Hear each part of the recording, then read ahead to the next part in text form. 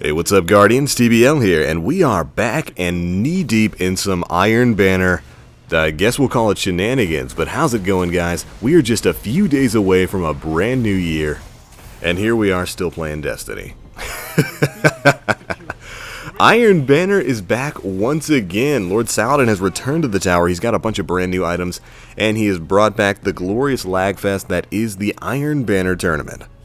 First off, let me say, for those of you Guardians who just picked up Destiny over the holiday season, welcome. The Iron Banner is sort of an in-game top-tier level, I almost shudder to even call it that, but tournament-style thing that you can participate in for about a week that has the chance to grant you actually some pretty decent PvP rewards and some in-game level armor.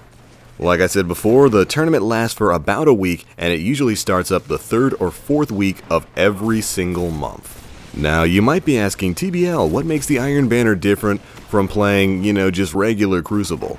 And the big answer to that is, much like the Trials of Osiris, the Iron Banner has level advantages active. If you're a higher level and a higher light level than your opponent, you're going to be more powerful than them. Additionally, your weapon's damage stats also count, so even if you're a high light level, even if you're a 310, if you're using a primary that's maybe 285 light or even below that, you're definitely going to feel it when you get into those encounters with other players. So you're going to want to put on your best gear, hop in, and try to do your best to win with terrible connections, which always seem to pop up whenever the Iron Banner comes around, and players who don't quite know that the optimal setup for control is to hold 2 points, not 3. But alright, now that you have a basic idea for what the Iron Banner is, why would you run it? Well, again, because you get some pretty darn good rewards. I mean, Lord Saladin has definitely brought his A-game this time around. Did you guys see the new armor and the new auto rifle he's carrying? Hakon's Hatchet, that thing's got a pretty interesting roll on it. It's rocking crowd control, stuff like hand-loaded and I think reinforced barrel in the middle tree to double the gun's range, and then counterbalance at the end, which doesn't completely eliminate recoil, but it does eliminate horizontal recoil and just makes it all vertical. Your view's gonna kick straight up with counterbalance. Thankfully, the recoil on it is pretty easy to manage. Jay, who you guys know from the channel, has a Hakon's Hatchet, and I've played around with that on his file, and it's not bad at all. Ooh, also Daedrus's Retort, the shotgun that you can get at rank 5. That thing is basically the Found Verdict with slightly worse roll than what you'd get from the Found Verdict in the Vault of Glass. If you can get one of those to drop over the course of the tournament, hopefully you get a decent roll on it, you'll have a pretty nasty shotgun right there. But beyond that, Lord Saladin is selling the Iron Banner boots as well as the Iron Banner helmet and the PlayStation exclusive Iron Camelot helm.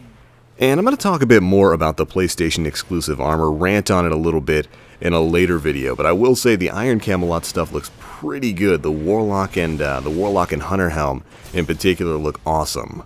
But for right now, the one thing I want to discuss more than anything else is the Iron Banner's return to control.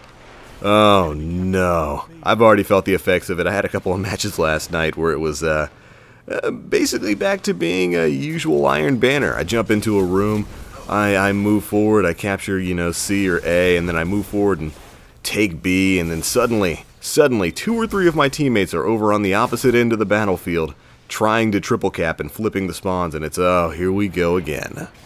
Now, as most of you guys are aware, the previous Iron Banner tournament, the last one, was Clash Mode, and I thought that was really, really successful. It was a great change of pace. You didn't really have to rely on teammates so much to play the objective. And, for the most part, it made the tournament go by super duper quickly. Clash, of course, doesn't last as long as Control. It's a lot easier to run if you're solo, and especially even if you're going up against full pre-made fire teams, which did happen all the time, and it's definitely happening all the time now. And, overall, you just didn't have to rely on other players quite as much. I mean, I really enjoyed it, and I was really hoping Clash would be the new staple for Iron Banner, or at the very least that they would start swapping out other game modes. Like rather than having Control and just Clash, maybe we would have a Rift Iron Banner, maybe we would have a Zone Control Iron Banner, which would be really interesting because in Zone Control, kills don't matter at all. All that matters is holding points.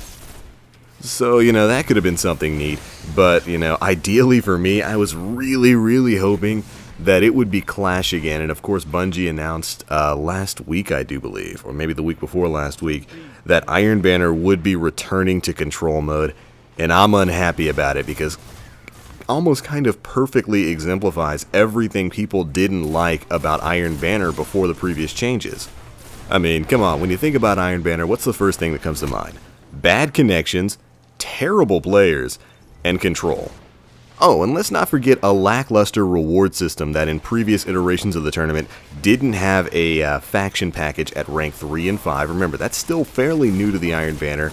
And again, a game mode that relies on other players playing the objective. Now, Bungie fixed a lot of that. They fixed the reward system so that you get drops more often, which is fantastic. They actually gave us a faction package at ranks 3 and 5 that drops significant rewards. And they changed the game mode to Clash. That right there was a lot of the things people were complaining about. I mean, yeah, sure, the connections are still booty butt cheeks, but Clash was overall much easier and a much more sensible game mode to play in. And I just don't get why they changed it back. I mean, control mode wasn't popular in Iron Banner. I can't really think of anybody who really liked it. But hold on, check this out. We got our heavy drop here, and as you can see, I am rocking that super good advice. I absolutely go ham with this thing. The SGA caught a couple of buffs, and it is fantastic in PvE and PvP now. You can really describe its full exotic ability by just saying you never have to reload it. It's a gun you never ever have to reload. Any shot you fire that misses has a really high chance of returning to the magazine, and the shots that you land on a target immediately pull extra rounds from your reserve and place them into your magazine. So you can just start shooting and then stop when you're completely out of ammo. Ooh, get dunked on, son. Using that Striker Titan here. Been having a lot of fun with the Striker. Running around with max armor on, so it takes a lot of damage to put me down. But never having to reload with a super good advice gives you a distinct advantage against other players when the heavy round comes around. Because you guys saw right there with that Warlock a couple seconds ago. He had to reload his Terminus. I didn't have to reload my SGA. You can just keep firing until you completely run out of ammo with this thing. And, you know, not dealing with the lengthy reload times for heavy machine guns is definitely a plus in my book. So, all you guys wondering about the super good advice, whether or not it's good now, I can definitely vouch for it. It's also deceptively stable, and it has a weird habit of snapping onto targets' heads and just staying right there. You can chain headshots like a boss with this thing. Nope, Mr. Sunbreaker, not today, sir. But alright, that's enough about the SGA. Let's get back to the Iron Banner. But, so yeah, I'm not happy with the return to control. I really would have preferred that it stay as Clash as the main mode for Iron Banner, or if nothing else, that we rotate different modes, again like Rift or Zone Control. I think that could be interesting. Rift would probably be a really annoying Iron Banner mode, considering that's even more team-oriented than Control usually is, since you have to coordinate who's going to be your relic runner, who's going to be protecting them. And that would kind of be a headache, not only because of the connections in Iron Banner, but because of the fact that you have to team up. Well, you don't have to, but for the most part, if you're a solo player, you're teaming up with randoms, and sometimes you go up against a lot of pre-made fire teams. So yeah, that's my opinion on it, and I'm pretty sure you guys have your own feelings towards the Iron Banner, and I'd love to know what they are, so be sure to let me know what you think the Iron Banner should be, what game mode it should be, and what your experience with it has been in the comment section below. Also, have any of you guys gotten the Iron Banner ship? I've only seen it drop once, and it was, of course, for Jay. I'm going to see if I can get my hands on it this time around. Other than that, I'm getting back to the old grind up to rank 5. I'm going to start off on my Titan this time around, and then probably move to my Hunter, and then do my Warlock last. Kind of the opposite of the order I used to do it in. I used to always start on my Warlock, then move on with my Hunter, then finally move on with my Titan, and spend the least amount of time playing on my Titan. But now I feel like kind of doing it the opposite way. I'm really digging the Titan classes right now. I am loving Striker and Defender in particular.